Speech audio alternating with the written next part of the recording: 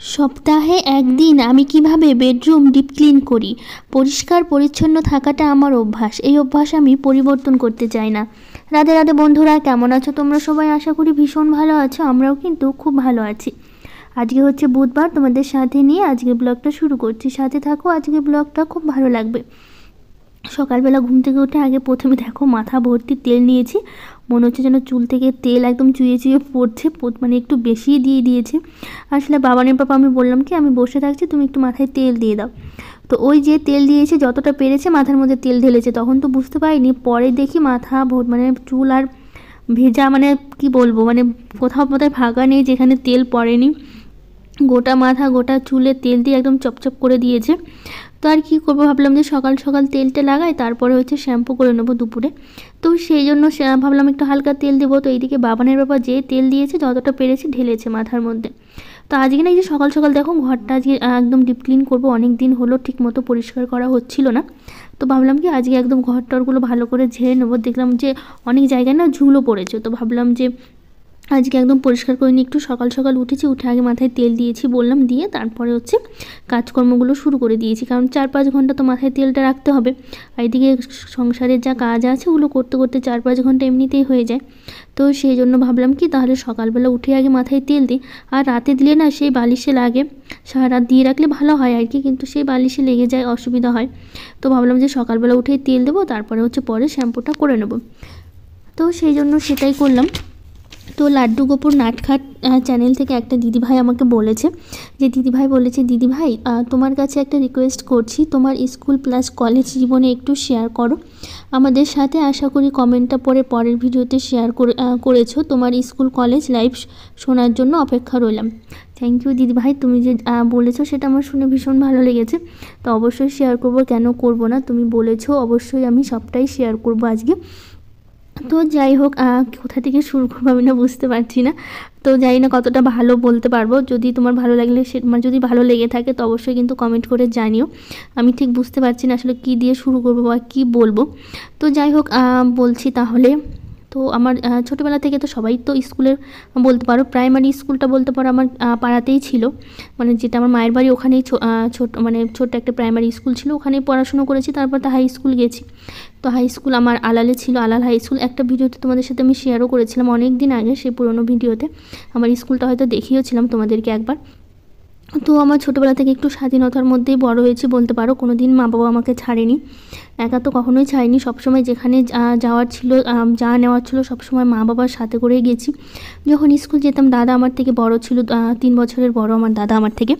তো যাই হোক, দাদাও সেই একই স্কুলে পড়তো, তো সবসময় সেই দাদার সাথে আমাকে স্কুলে যেতে হতো। আর স্কুলে তো বন্ধুবান্ধব থাকে সবারই, তো আমারও সেরকম বন্ধুবান্ধব ছিল, ভীষণ মজা করেছি ভীষণভাবে, কিন্তু সেরকমভাবে কখনো বন্ধুবান্ধবের সাথে ঘুরতে পারিনি আর কি।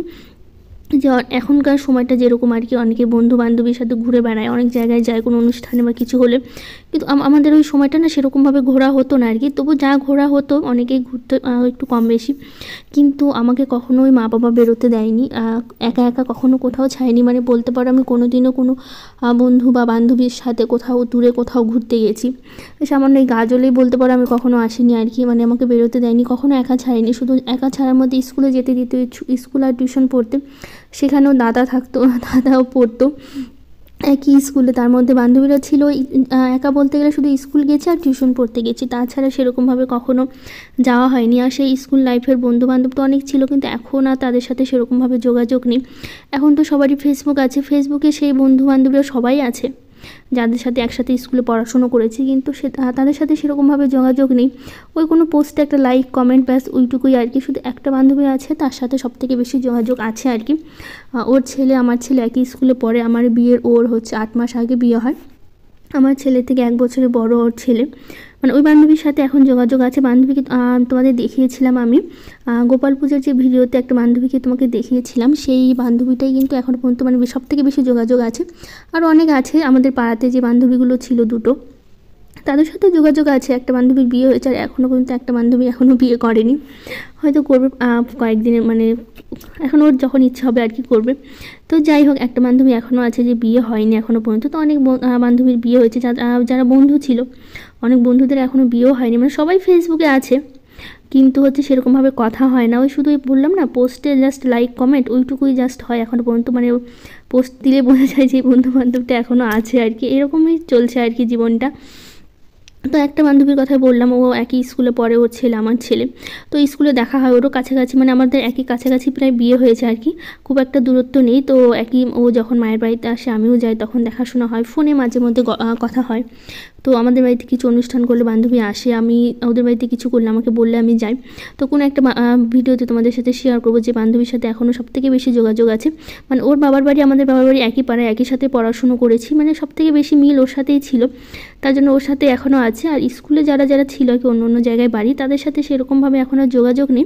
ওই যে বললাম ফেসবুকে আছে, ফেসবুকে দেখা যায় কে কোথায় যাচ্ছে, কে কী করছে, ব্যাস ওইটুকুই আর কি। তাছাড়া গল্প কথাবার্তা সেরকমভাবে হয় না। আর কলেজে বলতে পারো, কারণ হচ্ছে আমার খুব ছোটোবেলায় বিয়ে হয়। যখন আমি মাধ্যমিক পরীক্ষা ফাইনাল পরীক্ষা দিই তখনই আমার বিয়ে ঠিক হয়ে যায়, মানে 15 বছর আমার বিয়ে ঠিক হয়ে যায়। তারপর যে 16 বছর আমার বিয়ে হয়, মানে 1 বছর বিয়ে ঠিক হয়েছিল। যেহেতু আমার হাজব্যান্ড জব করে, তো ও চেয়েছিল 18 বছর পর্যন্ত, মানে 18 বছর হবে তারপর আমাদের বিয়েটা হবে আর কি।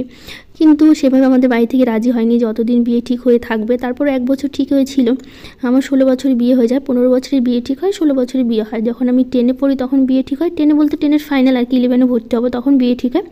আর 12-এ হচ্ছে টেস্ট পরীক্ষা দেওয়ার পর, মানে ফাইনাল পরীক্ষা দেওয়ার আগে টেস্ট পরীক্ষা দেওয়ার পরে আমার বিয়ে হয় আর কি। তারপর তো 12-এ ফাইনাল পরীক্ষা দিয়ে কলেজে ভর্তি হয়েছি, কিন্তু কলেজে বিশ্বাস করো যেরকম মায়ের বাড়িতে ছিলাম আমি বিয়ের আগে, কোথাও মানে একা ঘুরতে কোথাও কিছু করতে দেয়নি। বিয়ের পরে সেই এরকম একটা বড় পেয়েছি আমি, মানে একা কোথাও যেতে দেয়নি। বিশ্বাস করবো না, কলেজে 3টা বছর আমি একদিনও ক্লাস করিনি, তোমাদের বিশ্বাস হবে কিনা আমি জানি না।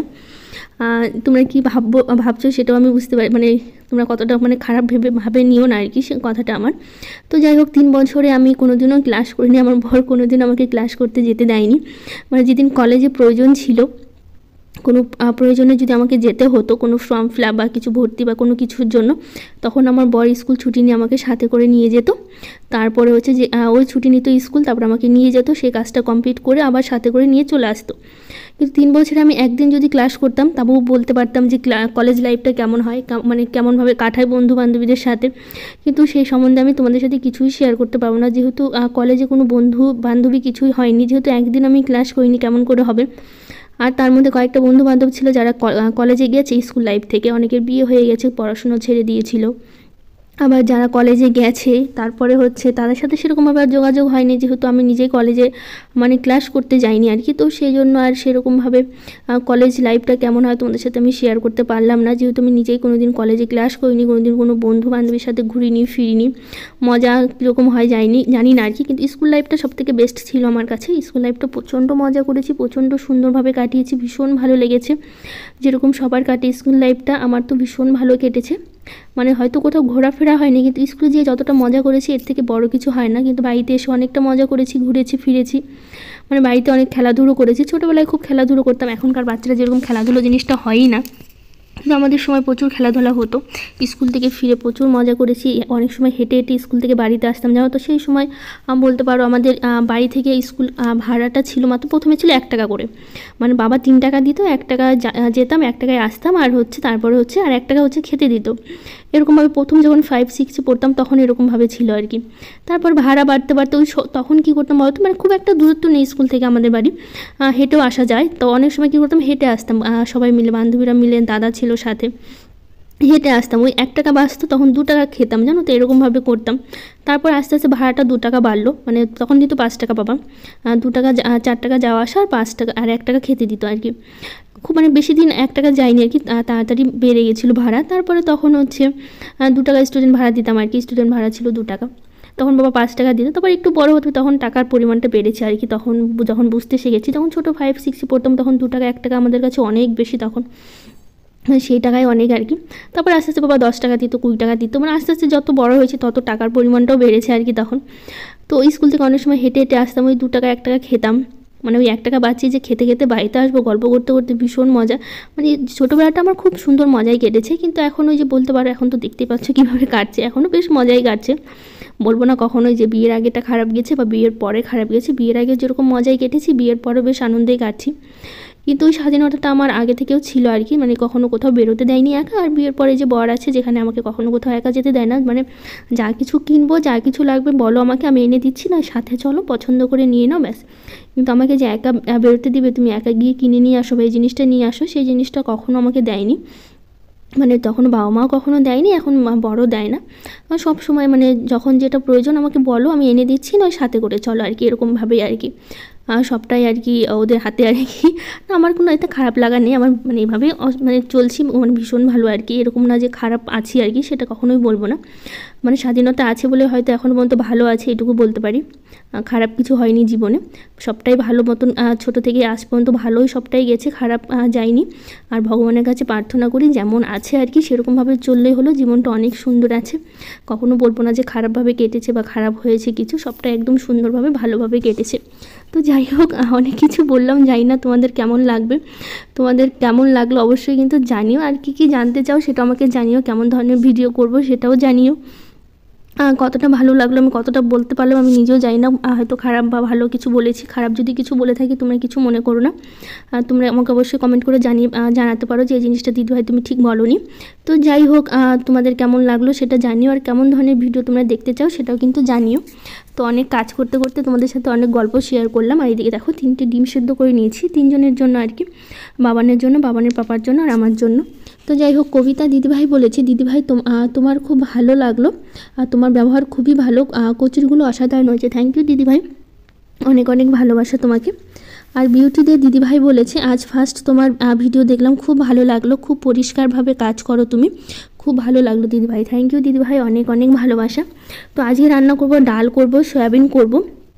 তো আজকে আমাদের এখানে কি হয়েছে বলো তো, জানো তো, সকাল থেকে তো লাইন ছিল, এই 10টার পর থেকে, আমরা 10টা না ঠিক 9টার পর থেকে আর লাইন নেই জানো তো, কারণ আমাদের এখানে ক্যাবেলের হচ্ছে তার টাঙাচ্ছে, তো সেই জন্য হচ্ছে বলে দিয়েছে লাইন নেই। আর এদিকে হচ্ছে আমাদের জানাও হয়নি যে কখন হচ্ছে লাইনটা যাবে, আর আমরা তো শুনিনি, বাড়িতে ছিলাম সকাল থেকে, তো পরে শুনি যে লাইন চলে গেছে, ভেবেছি চলে আসবে, পরে শুনি যে লাইন আর হচ্ছে দিবে না, সারাটা দিন দিবে না, সন্ধ্যার সময় লাইন দেবে। তো এদিকে ট্যাঙ্কি তো সকালবেলা জল ভরা হয়নি, সকালবেলা বলে গিয়েছিলো যে লাইনটা হচ্ছে বন্ধ করে দিবে, কিন্তু আমরা তো অনেক শুনিনি। তো সকালবেলা উঠে ট্যাঙ্কিতে জলও ভরা হয়নি, আর তার মধ্যেও জলটা একটু না কম ভরা হচ্ছে, কারণ হচ্ছে ঠান্ডার জন্য ট্যাঙ্কিতে জল থাকলে ঠান্ডা হয়ে যাচ্ছে, তার জন্য আমরা অল্প অল্প করেই ভরছি। তো এখন আর কী করবো, দেখো এদিকে লাইন নাই দেখে বাবানের পাপা আমাকে মশলা বেটে দিচ্ছে, আমি বললাম আমি বাড়ছি, আমাকে পাটাটা এনে দাও। ওই বলছে তুমি রান্না করো, আমি বেটে দিচ্ছি তোমাকে। তো সেই জন্য ওই সয়াবিনের জন্য সব মশলাটা ওই বেটে দিল। আসলে লাইন নেই, তো ওইদিকে হচ্ছে আমাদের বলেছিল পাড়াতে এসে, কিন্তু আমরা শুনিনি দেখে, আর হচ্ছে ট্যাঙ্কিতে জল ভরা হয়নি। এদিকে ভাবছি মাথায় আবার তেল নিয়েছি এতটা, বাবানকে আবার স্কুলে আনতে যেতে হবে, মাথায় যদি শ্যাম্পু করতে না পারি, আর এদিকে ধোয়াধুয়ি যদি কিছু না করতে পারি তাহলে কেমন করে হয় বলো। সেটা তো প্রচণ্ড ভয় পেয়ে গেছিলাম যে লাইন আদৌ আসবে কি না, তার জন্য সারাদিনে সেরকমভাবে কাজ করতে পারিনি। এই 9টার সময় লাইন গেছে, এখন তো জানলা দরজা খুলে আমি হচ্ছে রান্না করছি, কারণ হচ্ছে তারপরে হচ্ছে ভেতরে তো লাইন ছিল না আর কি, মানে ভেতরে তো অন্ধকার, একটা জানলা দরজা খুলে কতটুকুই বা লাইট আসে, আর তার মধ্যে ইনভার্টার আছে ঠিকই, কিন্তু একটা বাল্বে না সেরকমভাবে আলো হয়নি দেখে সারাদিন না আর সেরকমভাবে ভিডিও করতে পারিনি, শুধুমাত্র এইটুকু ভিডিও করেই রেখে দিয়েছিলাম আর কি রান্নার। তারপর তার ভিডিও করতে পারিনি সেরকমভাবে, যেহেতু লাইন ছিল না। আর সেই লাইন দিয়েছে কখন বলো তো, সেই হচ্ছে সন্ধ্যার পরে লাইন দিয়েছে। আর এদিকে ভাবছি ট্যাঙ্কির জল যদি শেষ হয়ে যায়, এদিকে কাজ করতে করতে আমি কি করে মাথায় শ্যাম্পু করব, সেটা ভেবে না প্রচণ্ড ভয় পেয়েছিলাম বলতে পারো। তো যাই হোক, পাপড়ি কিচেন অ্যান্ড ব্লগ থেকে দিদিভাই বলেছে আলুর দম খুব সুন্দর হয়েছে রান্না, আর পুরো ভিডিওটা জুড়ে গেলাম, লাইক আর ভালোবাসা বুক ভরা। থ্যাংক ইউ দিদিভাই, অনেক অনেক ভালোবাসা তোমাকে, এত সুন্দর করে কমেন্টটা করেছে। তো যাই হোক, এদিকে দেখো সয়াবিন রান্নাটা আমার একদম হয়ে গেছে, এখন হচ্ছে এই যে ওভেনটা মুছে নেবো আর বাসন কটা মেজে নেবো, তাহলেই কাজ মানে আজকের মতো শেষ করে দিয়েছি। বেশি কিছু করতে পারিনি, মানে কাজ করেছি তো অনেক, কিন্তু তোমাদের সাথে আর শেয়ার করতে পারিনি, যেহেতু ওই লাইন ছিল না দেখে তোমাদের সাথে ভিডিও করতে পারিনি। তো যাই হোক, আগের দিন ব্লগে আরও কিছু দিদিভাই কমেন্ট করেছে, শর্মিষ গল্পকথা, সুমি হোসাইন ব্লগ, সুপ্রিয়া ব্লগ, জ্যোৎস্না খাতুন, মৌমিতা সরকার, রাবুস কুকিং, সুস্মিতা দাস মহারানা, মঞ্জুলা মহন্ত, বসুন্ধরা ব্লগ, সামিয়া সোহানা খান, আইপি ডেলি ব্লগ, ভূমিপ্রিয়া, সবাইকে থ্যাংক ইউ আর অনেক অনেক ভালোবাসা যারা যারা কমেন্ট করেছো। তো যাই হোক, আজকের ব্লগটা এখানেই শেষ করছি, ভালো লাগলে লাইক শেয়ার কমেন্ট করে দিও, আমার চ্যানেলটাকে সাবস্ক্রাইব করে দিও। আজকের মতো টাটা, দেখা হবে নতুন একটা ব্লগে।